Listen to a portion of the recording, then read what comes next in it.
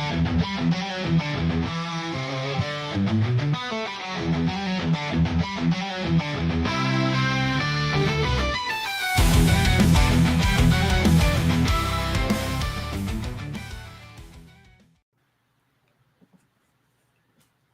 evening, good evening, good evening. Welcome to a special edition of the 360 podcast, where we provide practical business solutions to help leaders and organizations gain clarity, build with confidence, and take bold action.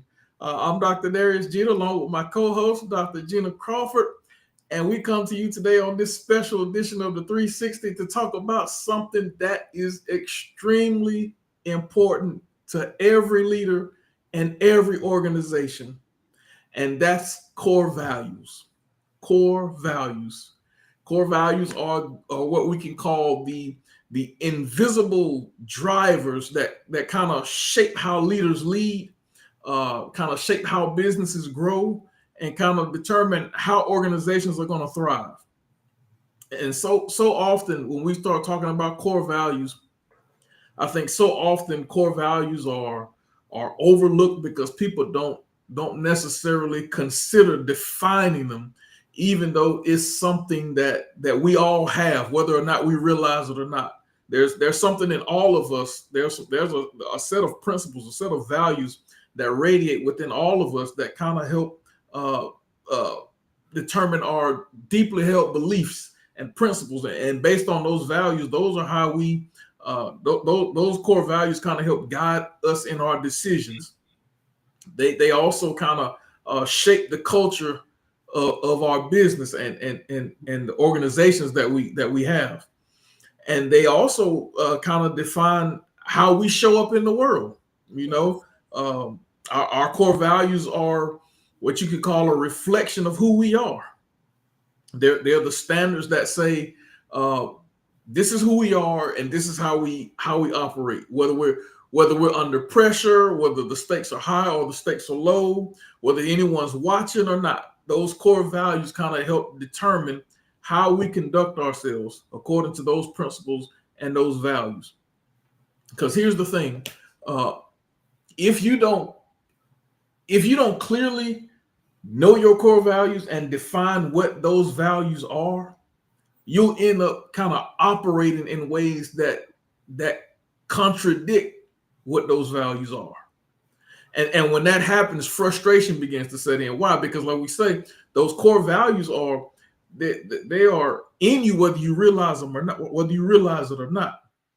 And when you don't clearly define what they are and know your core values, and you begin to operate in a contradictory manner towards them, frustration begins to set in as a leader. Frustration begins to set in as an organization.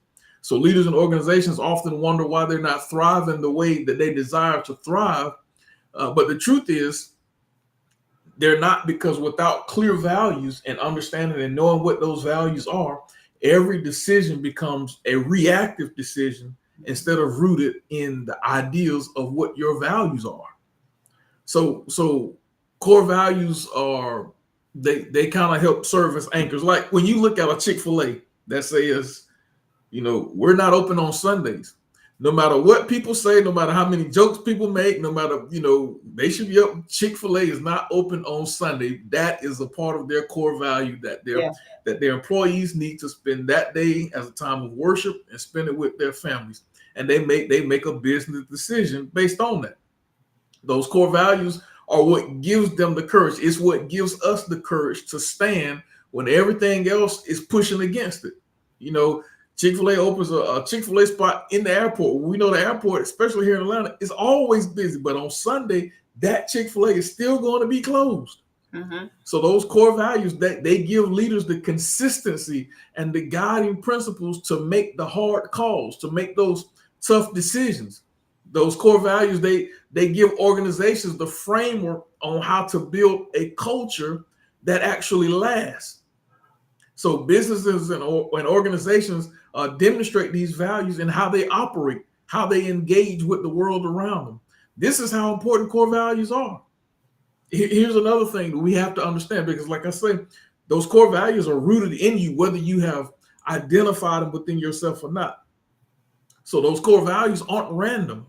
And so we have a lot of people who are starting businesses, leading organizations, and they have not identified their core values to institute them and how they make decisions for their organization and for their business. Core values are not random; they are developed. They come from our lived experiences. They come from what we've seen from our successes and what we've seen from our failures. And when you decided when you know what those core values are, and you stand on the principles of those core values, you never compromise against it. They are developed based on the image and the character that you want to be known for. And over time, they get refined as your business matures and your leadership grows clearer. But for example, integrity could be a core value. Truth telling becomes a non-negotiable when integrity is your core value. You're going to be honest if integrity is a core value, even when it costs you something. Hey, my business messed up. Because we got integrity, we're gonna say we messed up. And if that cost us something, that cost us something, but we gotta maintain our reputation of integrity. If excellence, because a lot of people say we serve in excellence, we do this in excellence. If excellence is a core value, guess what? Shortcuts are not acceptable. Even if it's going to save you time and save you money, taking the shortcut is not going to be acceptable if excellence is your core value. If you say we put people first, because these are a lot of buzzwords people want to say, I got integrity, we serve in excellence, we put people first. If you put people first, relationships come before profit. Yes. Chick-fil-A put their people first. The relationship comes before the profit. And that principle, those principles, those values guide and shape how you lead. They guide and shape who you hire. They guide and shape how you serve. So this is going to be a very interesting conversation today, because we're going to explore what core values are, how they practically guide decision making for leaders and organizations, and how you can begin developing and defining the values that will keep you aligned and thriving in your business. So we're going to go ahead and dive in. And Dr. Crawford, I'm going to come right off the bat asking you a question, because we've seen it all in the news these past couple of weeks. We've seen companies like Cracker Barrel recently face the backlash over changing their logo. It didn't seem to match what their customers expected.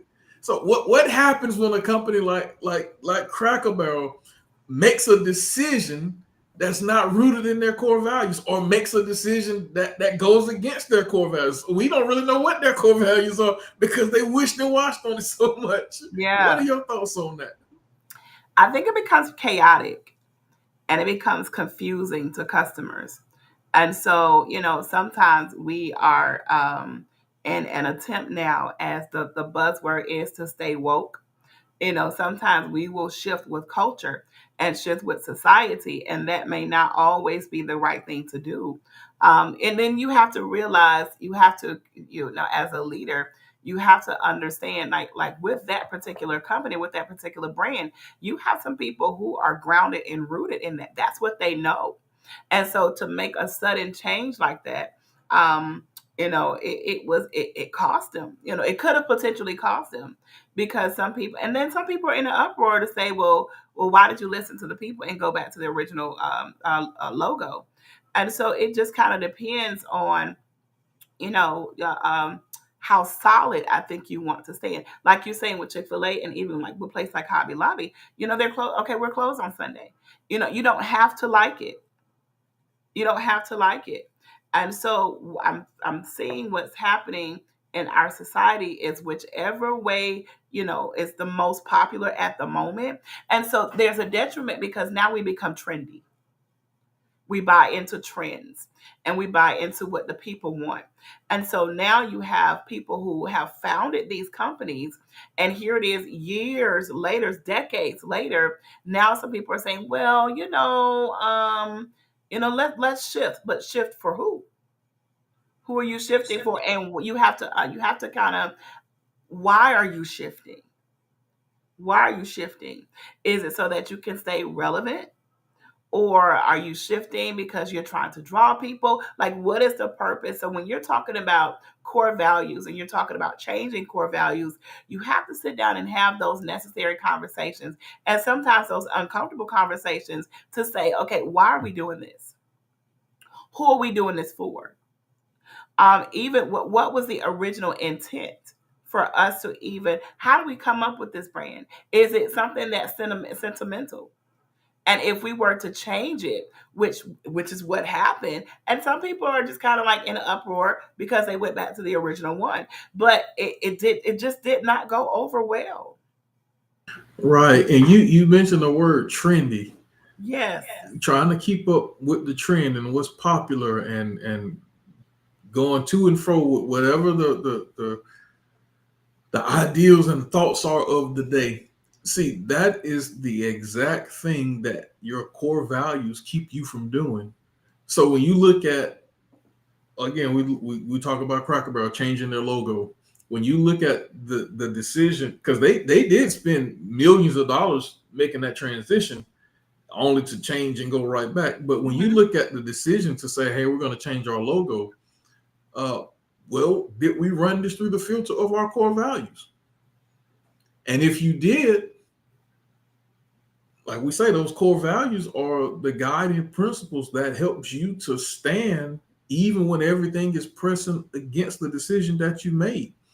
So when you get to an issue like this, you have to question and wonder, what are their core values? Do they believe in their core values? And if they're not going to stand on their core values and be guided by them, what are they?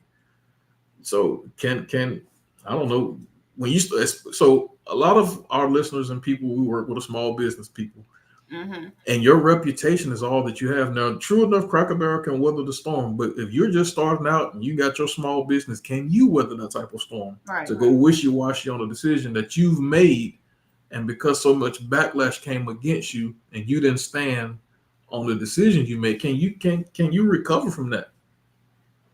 I mean, so why do you think so many organizations lose touch with the very values that made them successful in the first place? And I even find that this is what we do in ministry. Yes. In ministry nowadays, you see in some ministries, it's like there's a shift. You look at some even denominations. You look at some denominations, you look at some churches who are, they're known for certain things, but because society says, hey, if you're going to continue to do worship that way, we're not coming. And so because we're so driven by numbers and driven by, this desire for people to like us, even in the body of Christ, it's literally, you will find people who will be willing to do almost anything to stay relevant, almost anything just to get the people in the seats, almost do anything just to keep up with the trends. And so, here it is. And we're not saying that it's not good to make improvements. That's different. But, going back to business and in ministry, this is the purpose of having people to sit down and have that consultation piece in place, because they have the ears, and the ears to hear things that a company may not hear, and have the eyes to see things a company or ministry may not see from a different perspective. And so oftentimes, people will just rely on in-house, and so if in-house is saying, okay, yeah, let's just do it because I don't know, we may be losing revenue. So if we're losing revenue, hey, let's kind of jump in with the trends. And so I think it was a lesson. It was an expensive lesson, Yeah. but it was a lesson learned. And like you say, even though sometimes we are mostly talking to small business owners, even in that capacity, to say, hey, that's something I need to think about. Do I stick with the trends, or do I stick with those core values? I have a question though. What if I don't even know how to develop them? I think that's a great question. I think one of the ways we have to, if we're talking about small business, which is one of the ways you develop your core values, is you begin looking at your why in the first place. Because most of the time your core values are going to come from who you are as a person, the things that are important to you. Yeah. So you start instituting those principles into how you operate your business, how you run your organization, how you conduct your ministry. If you're a large corporation, then it becomes more about brand identity and those type of things. But then that still goes back to what are the values that you want to be associated with your brand. So like when it was I was listening to something talking about Porsche. They don't take their cars to car shows Mm. because they feel that a car show devalues their brand. Wow.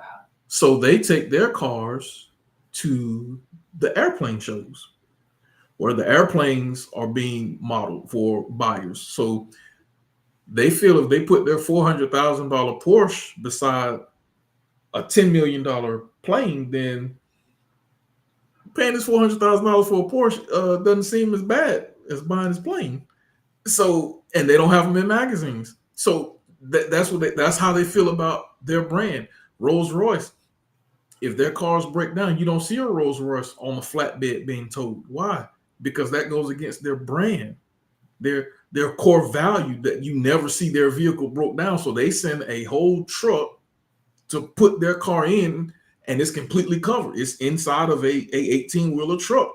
So when you start talking about your core values, so you have those are your guiding principles. Those are the things that you stick with. Those are your non-negotiables. So you talk about I'm going to send an 18-wheeler to pick up my this car that's broke down. That's an expense, but I'm doing this because it's a part of my core value, and I can't go against that.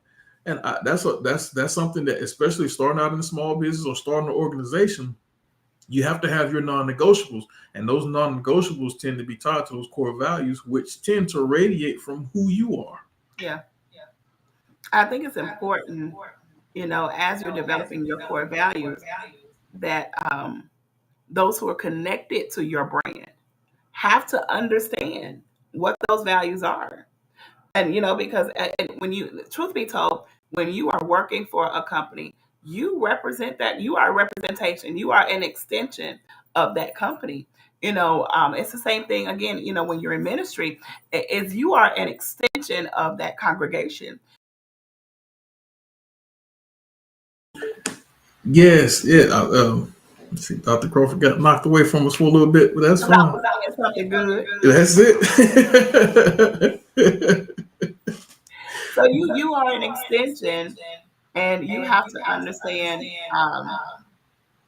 Even we talk about leadership styles, how you have to understand who you are as a leader.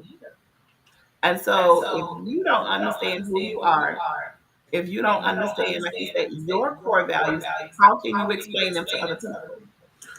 Right. And one thing you said is, the people associated with your brand. That is so key. And anybody who listens to us knows that, a lot of times I use Chick-fil-A as an example. And it's not because I'm trying to brag on them or anything. It's just that their business model is so awesome. So and you can tell a difference between the employees that they have than you can at a lot of the other fast food restaurants. They hire people who have a character and an attitude that reflects their core values, and that is so key. So a lot of times we put people out, we put people in front just to have somebody, and they don't reflect the values that we have, and that attitude goes away with a customer, and the customer has that idea that that's what your business is about. It's so important for that's what we said earlier. Core values play a role in who you hire in your organization. It Hmm. is so key. You have to have people who are aligned with your values working with you. I was reading on Facebook the other day, and one of my Facebook friends made a post. And so he said he had gone into this fast food restaurant. And so, he said he was talking to the person who was taking his order, and she was just kind of like, it just real interesting. And so he was kind of like, okay, so he's looking for the manager, like, okay, why is the manager not paying attention? So when he found out who the manager had his pants sagging. He's using profanity just as, and I'm just like, So now this is a well-known fast food restaurant. And so literally it's, we've got to get to the point where we do more than just hire people just to have warm bodies in a building. Because what's happening is, now it is so easy to go to social media to share your experiences about certain places. And so one thing I think what has to happen, if you are a business owner and business leader, even I don't care if it's one complaint or 20 complaints, versus 20,000 good points. You still need to be able to look and see, well, why were those 20 people disgruntled? Right. I totally agree. And this might be a little I don't know, might be a little out there. I don't know. We'll see. But we talked about ministry too. Um, somewhere along the line, Jesus is the core value of the church. And you talked about, a lot of times we do the gimmicks and all the things to try to get the people just to fill the seats. And you got the coffee bars inside and all these different things and the different styles of worship and music and the clothing and all the things. But I think one thing too is we got to look at who we're licensing and ordaining into ministry, because a person come and say, well, I think God called me to preach. Well,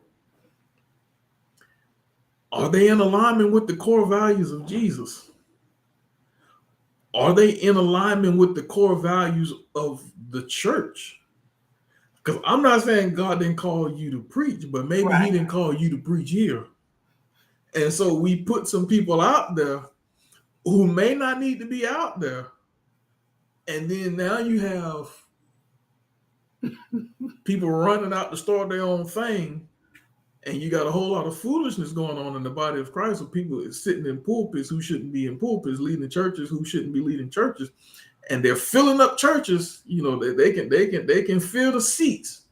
Ooh. But is the quality of the ministry of Jesus going for? Can I tell you what just dropped into my mind? So you have the pulpit, and then you have people who are pulling people in a pit. Yeah, that's it. That's it. Because they want to preach. It looked good to them. It's the same as a person saying, I want to start a business because it looks good. Yeah, it'd be good if you can start a business, but entrepreneurship isn't for everybody. You got to have some people who work, who punch the clock, and there's nothing wrong with that. It got to be some people who just sit in the pew, and your ministry might just be, talking to people on your job, and that's where you preach, and not necessarily in front of the masses. You went there. Yeah, because like you say, there's a whole lot that the church is doing that the world does just to fill seats, and if it's not reflecting Christ, then we've moved away from the core value of what the church is supposed to be. Case in point, and this is, and I want you all to understand, this is not a political show, so we're not talking politics here, but I want to use this as an example. Just recently, our own president of the United States talked about he believes that if he can help end the war in Ukraine, it might help him get into heaven. And we all know that he's surrounded by a lot of quote unquote evangelical men and women of God. And when we talk about the core values of the church and Jesus being the cornerstone, with all of these so-called men and women of God surrounding him, nobody has told him that salvation is by grace alone, through faith alone, in Christ alone.